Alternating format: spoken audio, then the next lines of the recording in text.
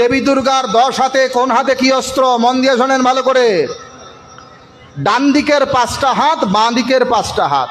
তো ডান দিকে সবার উপরে যে হাত, সেখানে প্রথম থাকবে ত্রিশূল, ত্রিশূলাং দক্ষিণে ধেয়াং। এরপরে কি বলে? খড়গং চক্রং ক্রমাদধা। ত্রিশূলের পরে প্রথম ডান হাতের হাতে ত্রিশূল, এরপরে দ্বিতীয় হাতে থাকবে খড়গ, তৃতীয় হাতে থাকবে চক্র। তীক্ষ্ণবাণং তথা শক্তিং দক্ষিণেষু বিচিন্তয়েৎ। চতুর্থ হাতে থাকবে তীক্ষ্ণ বাণ, আর পঞ্চম হাতে থাকবে শক্তি। এই 5টা অস্ত্র।